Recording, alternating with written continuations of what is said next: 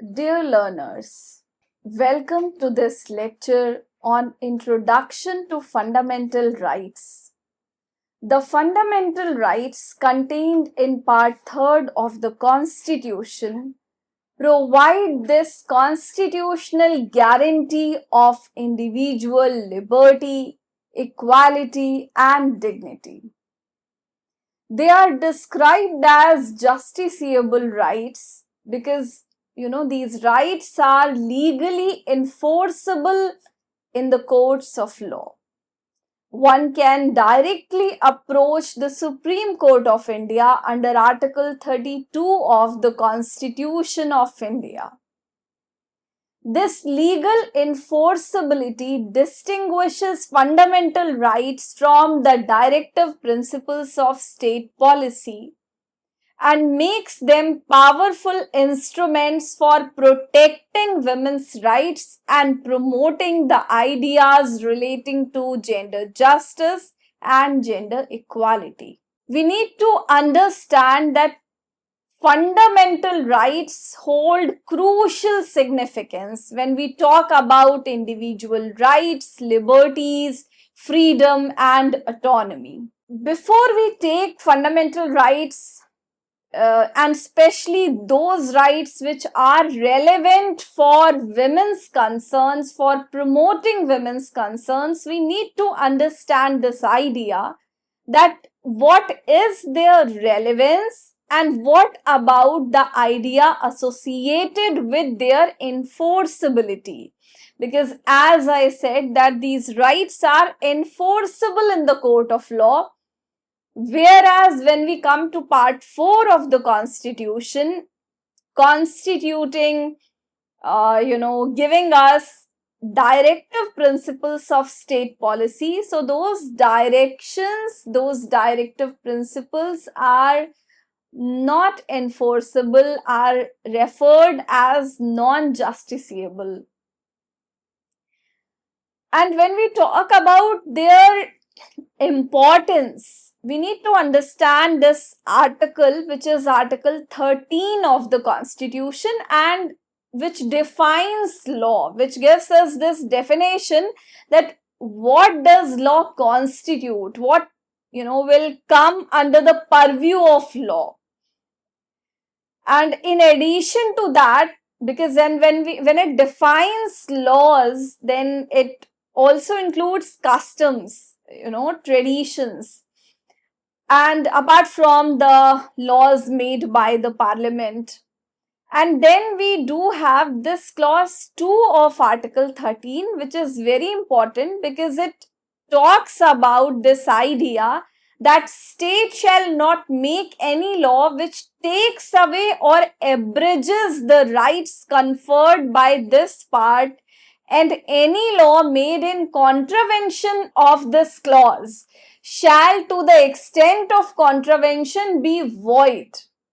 It means that fundamental rights, when Constitution has given us this part, when we have this part, so this part 3rd holds crucial significance, because whatever laws we are framing, none can take away or none can abridge the rights conferred in this part. It means that all the laws that state is formulating, be it the public policy or be it the legislations, the statutes, the ordinances,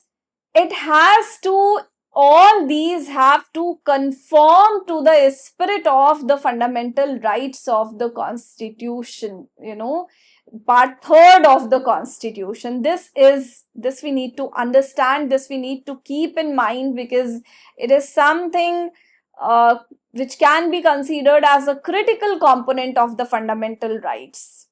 Any law in contravention which is not consistent, which is not, in accordance, or which goes against the spirit, which is in contravention to the fundamental rights, is void. And if it gets challenged in the court of law, then the court also has this authority to declare the law as unconstitutional, as void. Then we come to, so this tells us the significance, the importance of fundamental rights, which these rights provide the essence of the constitution. They are required for the sustenance, for strengthening the democratic system of our country.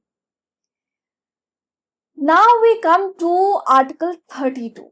Article 32 of the Constitution, which is titled as the right to constitutional remedies. This is very interesting that when the framers of the Constitution, they enlisted different rights under fundamental rights, under Part 3 of the Constitution. Within this part itself, they have included one particular clause, and this article, this clause, is actually the constitutional remedies, which means that, okay, fine, we have fundamental rights, but what about the situation when these rights are not implemented? When the state itself or any other body, agency, state actor, non-state actor is violating, is going against the spirit of the fundamental rights, then what will you do? So within Part 3, we have this mechanism to protect, to enforce these rights, and that is why we call them right to constitutional remedies. Remedy is being provided. Solution itself lies here within this part only. So under Article 32, Supreme Court shall have, and it is under Article 226, High Courts also have this power. One can go to the High Court, one can approach the High Court. So when it comes to the violation of fundamental rights and, challenging the violation, an individual has this option, either to go to the Supreme Court or either to approach the High Court. So Supreme Court under Article 32 has the power to issue writs. What are these writs? The writs are in form of directions, orders, and there are different types of writs. We will do Article 32 in detail in the coming sessions. Here we are just having a glimpse and a basic idea about Article 32. So we have this writ of habeas corpus, mandamus, prohibition, quo warranto, and certiorari. So depending upon the situation, depending upon the particular facts of the particular case, whichever writ the court thinks is appropriate for the enforcement of any of the rights conferred in Part 3 of the Constitution, the court, issues the specific writ. So members of the Constituent Assembly, when this debate was going on this particular issue of the remedies, constitutional remedies, they considered this article as the crowning section, as the very heart and soul of the Constitution, as referred by Dr. Bhimrao Ambedkar. So we need to understand this idea that fundamental rights of citizens, and when we say fundamental rights of all the people, obviously it includes women, and these rights hold significance for promoting the idea of gender justice, for ensuring the inclusion of all the people, be it within the systems of governance, or be it inclusion of their voices, or be it providing them equal rights. And when we say equal rights, it is not only about the formal equality, it is also about the substantive equality. Understanding the different positionings, understanding the social positionings where we all come from, and if there, the level playing field is not available, then providing level playing field to all the people so that substantive outcomes can be achieved. Now we come to this idea that there are certain core elements when we talk about fundamental rights. So this concept draws inspiration because, we had fundamental rights, or we had other set of rights within the constitution, because we have constitutional rights, we have legal rights, we have fundamental rights, we have human rights, and there does exist some kind of distinction, differences and overlaps also when we talk about these different set of rights. So, when United Nations was formed, and we got UDHR, Universal Declaration of Human Rights, in 1948. So what do we see that, we have this discussion, if you remember, that how Hansa Mehta influenced the kind of the discourse within the drafting committee of UDHR, and then we got this Article 1, all human beings are born free and equal. So we see that this was the same time period when we had Constituent Assembly debates in India. So the concept of fundamental rights, it draws inspiration from different sources, including UDHR as well, Universal Declaration of Human Rights, reflecting the core values of justice, liberty, equality, and fraternity, which the Constitution of India seeks to uphold.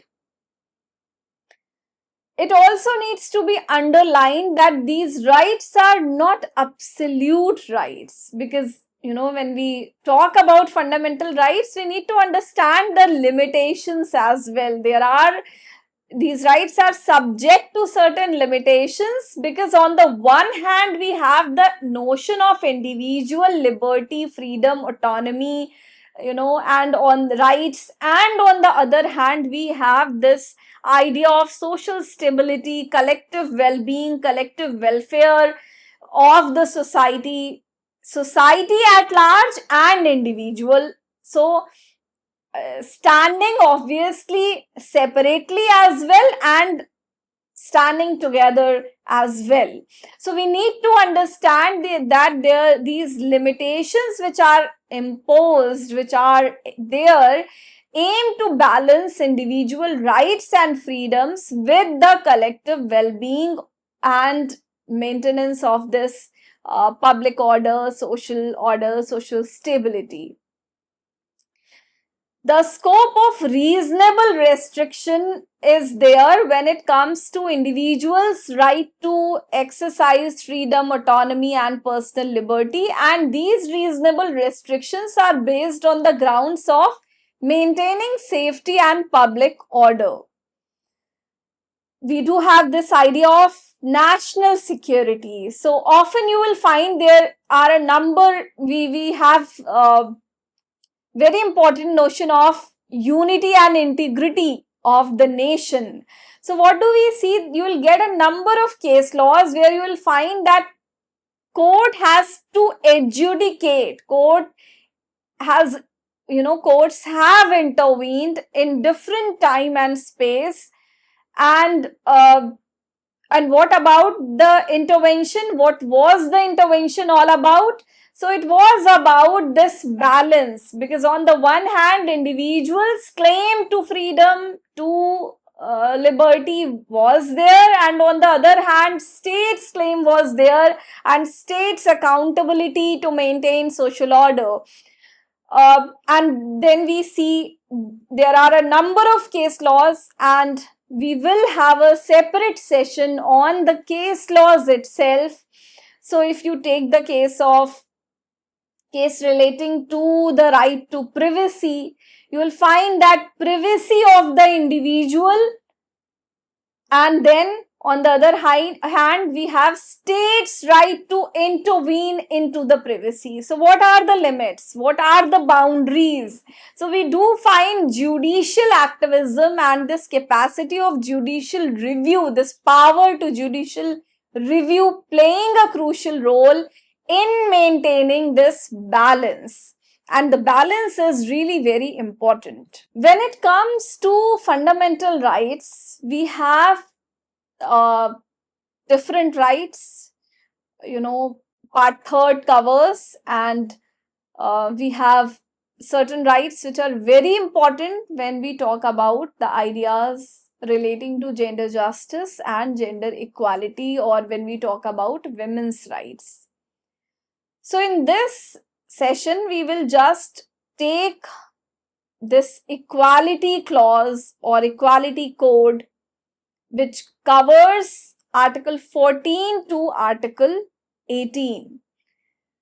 You will find that this provides the base of fundamental rights because it deals with the provisions relating to equality and non-discrimination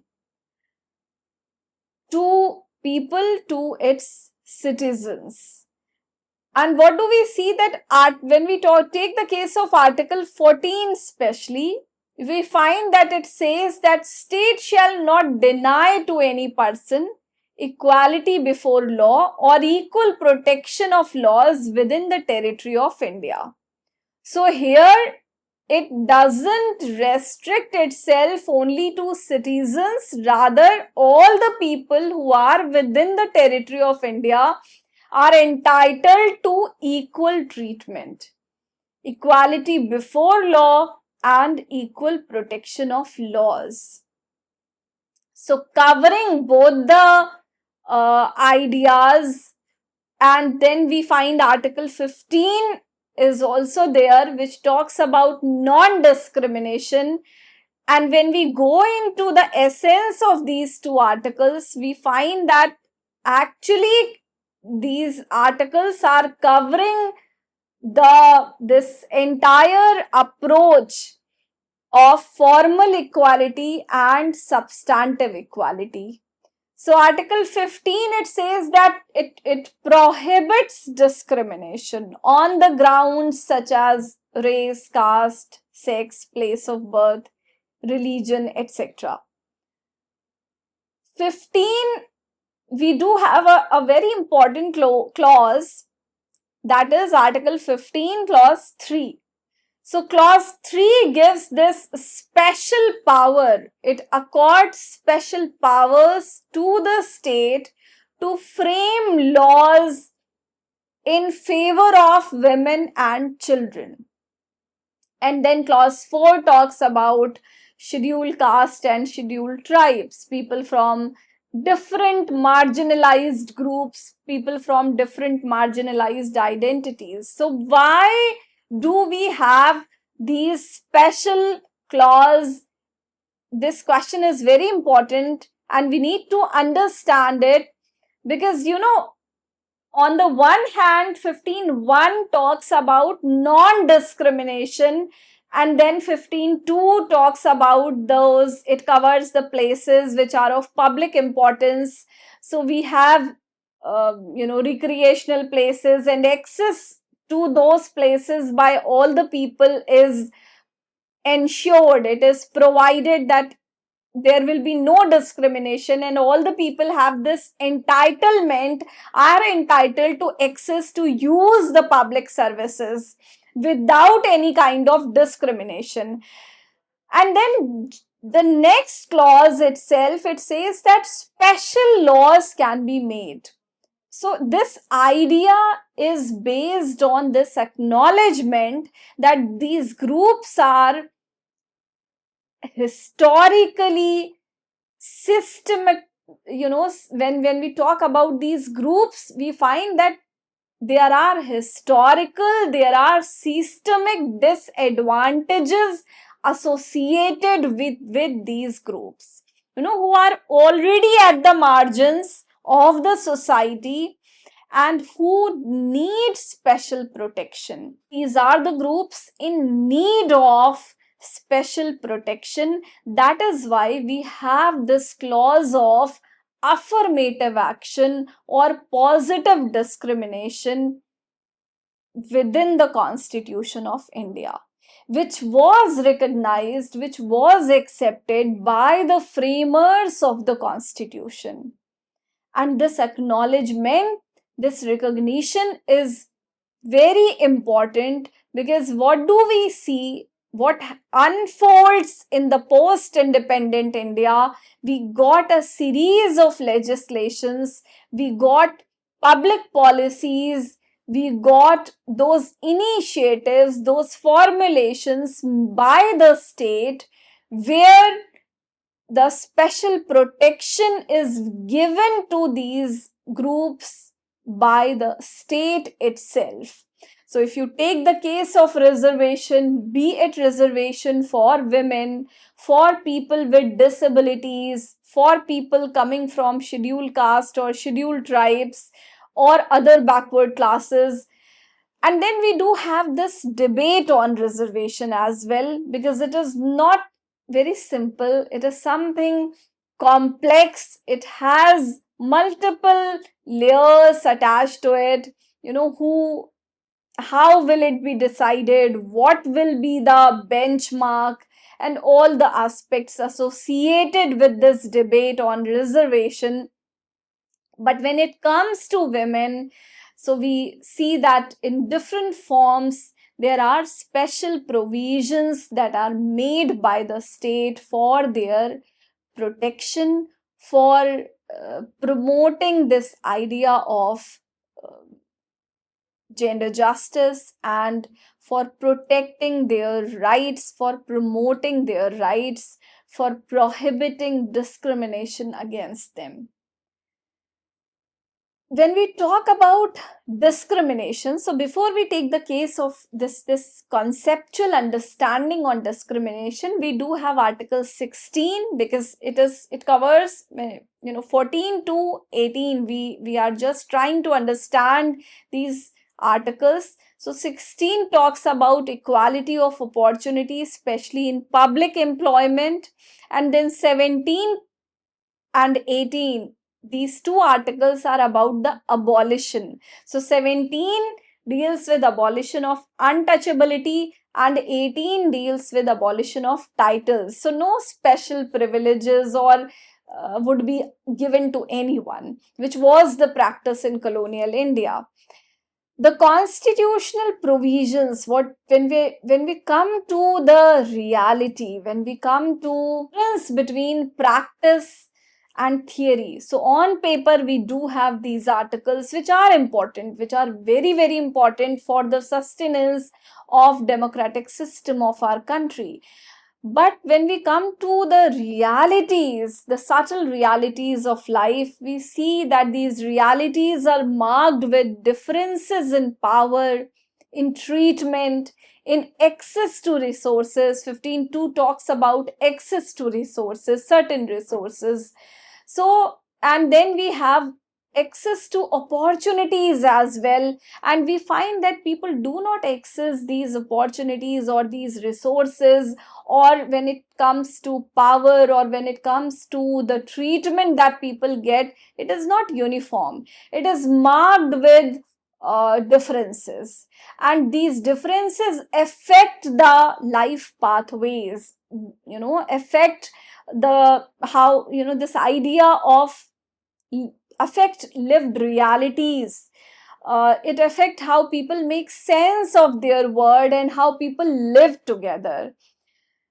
That is why we need judiciary, and that is why we need to understand case laws, because these case laws give us a glimpse that when we have the realities, the complex, the multi-layered ground realities, and on the other hand, we have the constitutional promises, and both intersecting with each other. So in between, there is this space where judiciary provides hope for a better future through the power of judicial activism and judicial review. It breathes life into the constitutional provisions. It provides teeth to the to different legislations, because we know that there are different forms of discrimination which exist when it comes to subtle realities. And we need to understand, what is this discrimination? How do we define discrimination? We often use this word, but we need to have a broad and in-depth understanding of the term discrimination. And here I would like to bring CEDAW, this Convention on the Elimination of Discrimination, all forms of discrimination against women. CEDAW defines discrimination in Article 1. In terms of the exercise and enjoyment of rights by women, Article 1, and as per the convention, the term discrimination against women shall mean, and I quote it from CEDAW, any distinction, exclusion, or restriction. So these three terms are important: distinction, exclusion, or restriction made on the basis of sex, which has the effect or purpose of impairing or nullifying. So which either impairs or nullifies what the recognition, enjoyment, or exercise by women, irrespective of their marital status, on a basis of equality of men and women, of human rights. What are they? What is being nullified or what is being impaired? Their exercise of human rights and fundamental freedoms in different spheres, in political, economic, social, cultural, civil, or any other field. So this Article 1 of CEDAW defines discrimination. It gives a conceptual understanding of the term discrimination, which is very important. And when we'll go to different case laws, which we will take, some of the landmark decisions and then some of the recent judgments, you will find that how court has interpreted different forms of discrimination against women, penetrating deep in our lives. Often we normalize those discrimination. We are not able to identify the discrimination, and then court has intervened and then has expanded the scope of women's rights through removing and through countering, challenging such forms of discrimination. Article 14 to 18, we have already done. 15 clause 1, 15 clause 2, 15 clause 3, and then 15 clause 4 all becomes important. So we need to understand what did we try to encapsulate here, which obviously is a very detailed discussion and cannot be encapsulated, but we had a brief overview of the fundamental rights, a kind of introduction of the fundamental rights, the significance and the enforceability of fundamental rights, and then we tried to understand the importance of the intervention of the judiciary into the domain of rights and assertion of the rights. So we see that this equality clause that we discussed, it transforms the constitutional commitment to gender justice into an enforceable legal reality. By guaranteeing equality, liberty, dignity, and effective remedies, fundamental rights empowers women to challenge discrimination, which we tried to understand, secure justice, and participate as equal citizens in the democratic space, democratic life of the nation. Thank you.